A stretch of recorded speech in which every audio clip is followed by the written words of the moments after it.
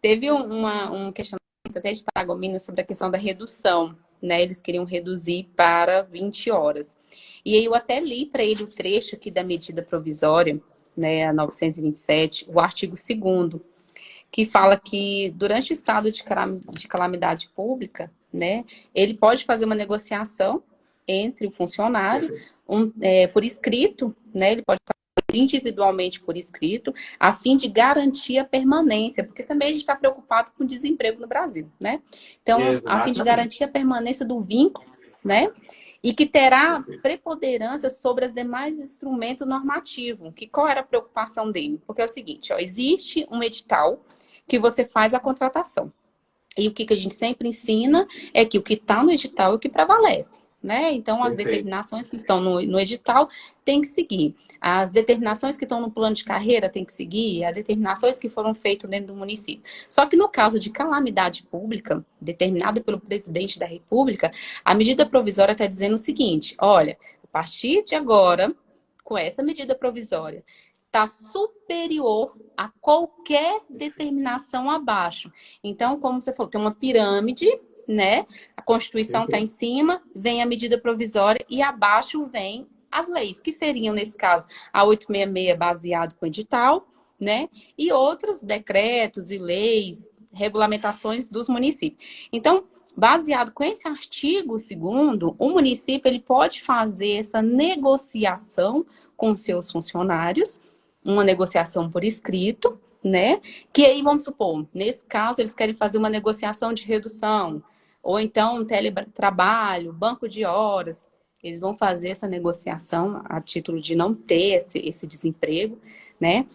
E aí eu falando para ele que ele estava preocupado porque no edital não constava, né? E a gente falando, ó, aqui ele está acima de qualquer instrumento. Ele fala aqui Perfeito. normativo, legais, negociação. É exatamente isso, não é, Léo?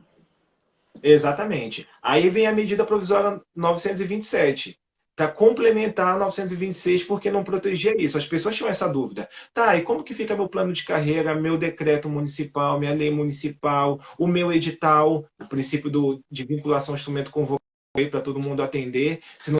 Pronto, a medida provisória 927 acaba com isso. Olha, garantindo o que é constitucional em relação ao direito do trabalho, afasta-se tudo e vamos resolver o problema.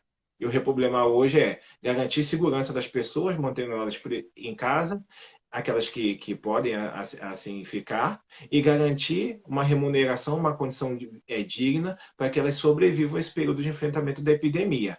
Ponto. Garante salário, evita as pessoas sãs, não só do ponto de vista da saúde física, mas a mental também e a social para poder tomar as medidas que cabem a cada um enquanto cidadão. Então, se há essa preocupação, eu estou vendo aqui o pessoal fala assim, mas e no caso de um contrato que já foi assinado, mas não entrou em exercício? Já é um contrato, já está vigente. Então, se já está vigente um contrato, ele também está respaldado por todas essas condições da medida provisória. Pode se negociar, inclusive negociações como teletrabalho, banco de horas, revezamento de jornada, redução de quantitativo de equipe, de funcionários. Tudo isso pela CLT é muito mais complicado. Muito mais complicado. Tem que ter a mudança contratual, tem que ter acordo pelas partes. Pela medida provisória 927, acabou essa história.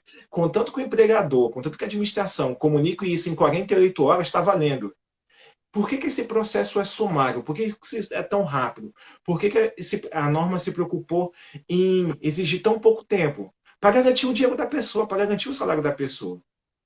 Então, nesse momento, empregador que é administração pública tem que se preocupar, tem que se sensibilizar com a realidade daquele funcionário que pode estar com risco de perder o emprego. Por isso tão célere, por isso tão rápido, por isso não exige tantos protocolos. Mas aí a gente precisa falar de servidores públicos, de professores. Nesse caso aqui também, os meninos estão passando algumas perguntas. Antes de passar as perguntas aqui para você, uma das preocupações, principalmente dos municípios, é que a fonte de recurso que vem para os municípios é baseado com as arrecadações de imposto, né? O recurso, vamos supor, nós vamos estar falando aí, o Jaci vai estar falando melhor aí sobre o Paraná, 68% ele falou que a arrecadação do que vem do Fundeb é baseado com ICMS. Então, assim, QSE, salário de educação, vem de arrecadação de imposto. Então, uma das preocupações que os municípios têm que ter, né, e eles estão preocupados, é que a tendência agora é que cada mês vai ter uma redução grande na questão do recurso do Fundeb, do QSE, para os municípios. Então, por isso que é interessante eles fazerem essa negociação, ver um jeito que não tem o desemprego, mas ter essas negociações. Alguns municípios perguntaram sobre as gratificações, porque não fala sobre as gratificações, né? Alguns municípios estão mantendo essas gratificações, outros entendem que realmente porque a gratificação é para aquela dedicação exclusiva no trabalho, né? Para aquele trabalho a mais do que ele já faz, ele recebe essa gratificação. Mas se ele está em casa, como justificar essa gratificação? O pessoal mesmo do município aqui de Uruaçu me perguntou, Isabel, como eu vou justificar isso para o tribunal? Porque o prefeito preferiu manter as gratificações dos professores, dos diretores. Foi dos diretores, preferiu manter essa gratificação. Como justificar isso para o tribunal? Assim, eu não sei se nesse caso de calamidade pública, o tribunal estaria preocupado com isso. Entendeu? De manter. Até porque eu também, eu vou até passar para você, mas pelo que eu mandei para ela, eu acho que tu vai confirmar o que eu vou mandar, o que eu falei para ela, é que nesse momento eu tenho certeza que o tribunal não está preocupado com gratificação de diretor, até porque esses diretores vão pagar essa carga horária, de alguma forma. Qual o seu entendimento sobre isso? Assim, o que for verba indenizatória, que são vale transporte, gratificação, essas coisas, é facultativo, ou seja, depende da administração pagar ou não. Aqui, vou dar um exemplo do governo federal. Eu sou servidor público federal e estou trabalhando de casa. Tenho que analisar, eu tenho meta diária, tenho meta semanal, tenho meta mensal. Eu não estou recebendo vale transporte. Por quê? Porque existe uma nota técnica da Secretaria de Gestão do Ministério da Economia que diz que servidores públicos, estatutários ou seletistas, ou temporários, seja lá como for, merecem vale alimentação, porque é uma questão de dignidade da condição humana. Mas vale transporte, a administração pode ou não pagar, porque vale transporte é para deslocamento. Se eu não estou me deslocando, eu não preciso receber. Então, por exemplo, o órgão que eu trabalho, o FNDE, decidiu por não pagar o vale transporte. É a forma mais segura, é a forma que não precisa justificar. Mas eu tenho colegas de outras instituições federais que o diretor de administração, que o presidente da instituição bancou e está pagando o vale transporte também, porque ele acha que nem todo mundo utiliza o vale transporte de fato para se deslocar, mas para aumentar a renda, para garantir o pagamento de custos fixos mensais que tem na casa, ou seja, realoca o dinheiro porque não necessariamente a pessoa usa um transporte público e por aí vai. Então, na verdade, é o seguinte: você quer acertar, você quer ter consciência tranquila e, ao mesmo tempo, agir de forma segura. Não pague vale transporte para quem você deixar em casa, seja servidor, seja terceirizado, e não pague gratificação. Leomi, meu prefeito quer, o norte dele é a segurança, é alimentar, o norte dele é a promoção do servidor, o norte dele é garantir as mesmas condições em relação de remuneração para que o servidor continue mantendo o padrão de vida que ele tinha antes da epidemia. Pode fazer como fez esse prefeito? Pode, mas ele tem que justificar, motiva, escreve. No ato de pagamento quando fechar essa folha do mês, que for fazer esse pagamento dessas gratificações, desses vale alimentações, para as pessoas que estão trabalhando de casa, sejam servidores, sejam terceirizados, motiva, justifica, pelo interesse público, pela dignidade da pessoa humana, por manter o padrão de vida das pessoas, já que elas foram pegas desprevenidas, a calamidade pública, ela tem esse contexto, ela pega todo mundo desprevenido, não deixa ninguém se precaver, então muita gente está gastando a mais.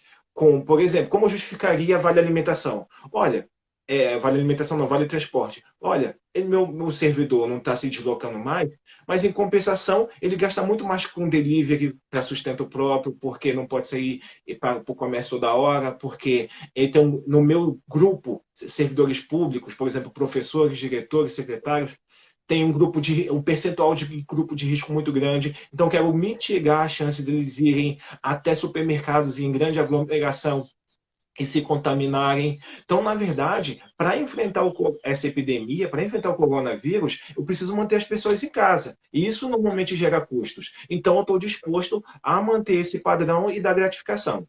Então, resumindo, se não Entendi. pagar vale Eu vou, transporte ou eu, gratificação, está tudo bem. Mas se quiser pagar essas duas coisas, motiva antes de mandar a folha de pagamento para frente.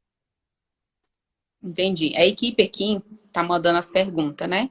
Eu vou ler algumas perguntas para ver seu entendimento antes de passar para o Jaci. E aí, se ficar alguma pergunta, gente, vocês vão mandando aqui, que a equipe tá me mandando aqui. Viviane. A Viviane pergunta aqui. No Paraná, temos professores PSS que estão com contrato em aberto, porém assumiram as aulas até o momento. Como fica a situação desses professores? Pode O responder, que, Bruno. que é professor? O que, que é professor PSS? É,